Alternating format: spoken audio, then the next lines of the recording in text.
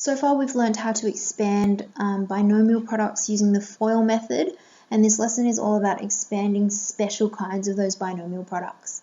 We're looking at two in particular, one called perfect squares and the other difference of perfect squares. So make sure you pause the video and write down your learning intentions. Okay, we're going to look at perfect squares first.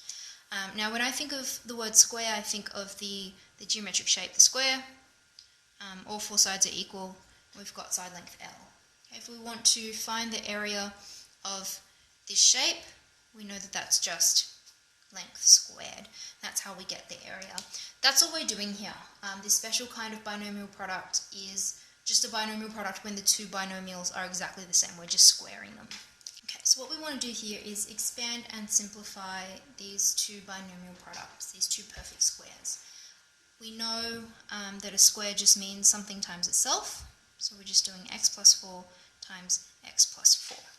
Now we've seen this before. We know that we can use our FOIL method to expand out these brackets. So all we have to do is do our firsts, that's x times x gives us x squared. Our outsides, that's x times 4, which gives us 4x. Our insides, also 4x. And finally our lasts, that's 16. When we simplify this down, we get x squared plus 4x plus 4x, 8x, plus 16. Okay, let's have a look at the second one. So exactly the same process, we're squaring this binomial, so we need 8 take 2p times 8 take 2p. Again, we want to expand it out the FOIL way, so 8 times 8 gives us 64. Outsides, 8 times negative 2p, positive times a negative gives us negative 8 times 2, 16p. Our insides, we have negative 2p times 8, again we get negative 16p. And our lasts, negative 2p times negative 2p, negative is a positive. 2 times 2, 4, and then p squared. I'm going to simplify this. We've got a constant, we've got our 4p squared on the end there. If we collect these like terms, we get negative 32p. Now I said before, we always write these answers in descending order of power, so usually we'd write our p squared first, and then our p, and then our constant. But I'm just going to leave this question in this order for a reason. Okay, so I want you guys to notice something. Both of these end up with an expression with 3 terms. We've got 1, 2, 3. Okay, when you're expanding out a perfect square, you're always going to have 3 terms at the end. What you'll notice is that this first term here is the first term squared. Yep, x squared is x squared, 4 squared is 16. And then you've got something in the middle. Let's have a look down here. 8 squared is 64. Negative 2p squared is positive 4p squared. Okay, so that's how we get 2 of the terms. You just square the first one, square the last one. To get this middle term, pause it if you want to think of it yourself, but to get this middle term, all you have to do is the first term times the last term times 2. Okay, so x times 4 is 4x, double it, you get 8x, because you have those two terms that are the same and you're adding them together. Same thing down here, the two terms that are the same, adding them together. So 8 times negative 2p is negative 16p, double that, you get negative 32p. So over here on the right, I'm just going to write down our perfect squares rule, so you can follow that pattern or that rule every time you have a perfect square. Remember, this is only going to work if you're squaring something, so either a plus b all squared or a minus b all squared. Remember, we're always going to end up with 3 terms. One of the terms will be a squared, first term squared. Another one will be the last term squared. Yep. Same down here. Okay, so these two are really, really similar. It's just that one's a plus and one's a minus. Now, it's that middle term that's a little bit different. Remember, we ended up with 2 terms that were the same in the middle, and we added them together. Okay, so it's the first term times the last term doubled. Okay, we end up with 2 lots of that AB in there. So we have 2AB Down here, because it's a minus, you'll end up with minus 2ab. So let's quickly do a couple more examples. It's still the same types of question. Expand and simplify some perfect squares. So the first one is 2y plus 1 all squared, and let's use our rule now that we have this here. Okay, so the first term squared, I always write it out like this before I do anything, because it's very easy to make mistakes when you forget to write this out or when you don't write it out. Okay, so the first term squared, the last term squared goes at the end, and then in the middle we need, and I'll do this in a different colour, the first times the last times 2. 2 times A times B.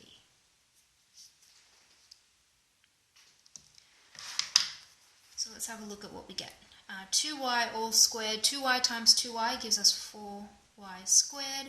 Over here we've just got plus 1, and that middle term is 2 times 2y, so that's 4y times 1. And that's our answer.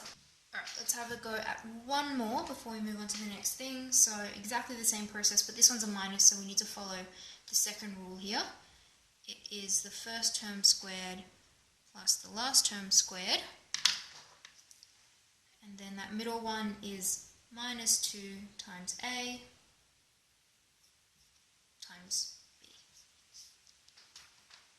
So expanding this out, or simplifying it even, we get 3a times 3a is 9a squared, 6 squared is 36. Let's look at that middle one. Negative 2 times 3a is negative 6a times 6 is negative 36a. Okay, so the second thing we're doing is quite similar. It's called difference of perfect squares, or difference of two squares it's commonly called. Okay, so I'll show you again a couple of examples to start with. Again, this is just expand and simplify. We're looking at questions that look like this. Okay, so instead of it being some binomial times by itself, it's a binomial times by another binomial that looks exactly the same, but has a different operation in the middle.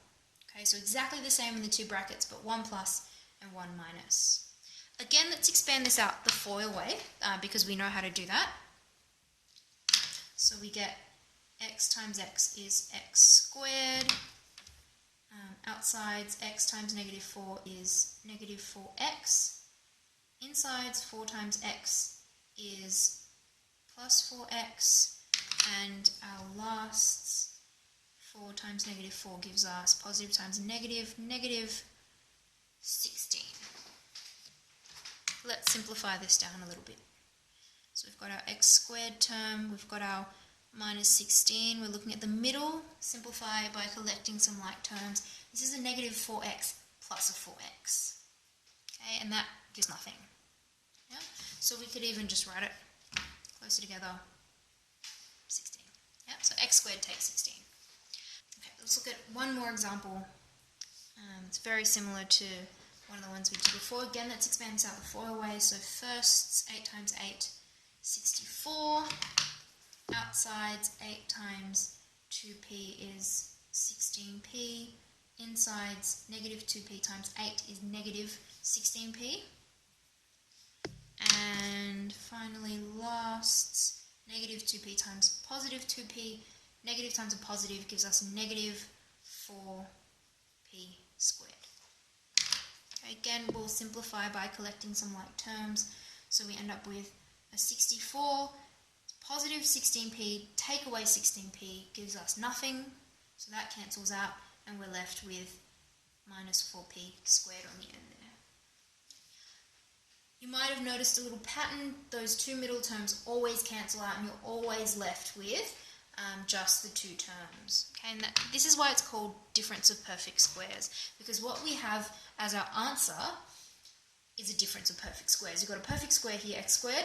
16 is also a square number, and you've got a difference. You've got a takeaway in between. That's what difference means in maths. Yeah? Same thing down here.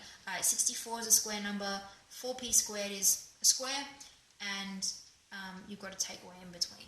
So again, we can come up with a little bit of a rule for a difference of perfect squares. What you have every difference of perfect squares expansion is going to be in the form of a plus b, a minus b.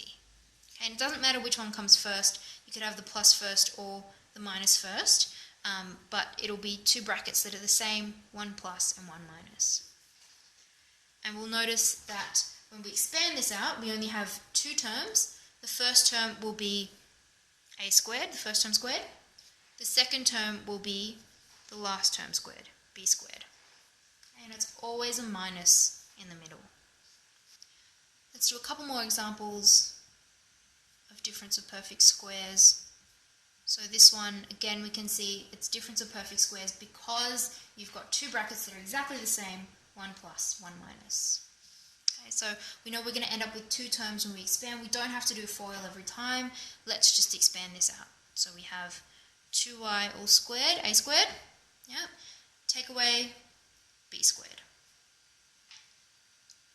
And we get 2y times 2y, 4y squared, take away 1. Easy as that, you don't need to use FOIL. Let's look at just one last one.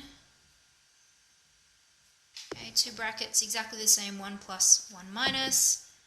End up with two terms, a squared, take b squared, so we have 3a all squared, and take away 6 squared. 3a times 3a is 9a squared, take away 6 squared is 36.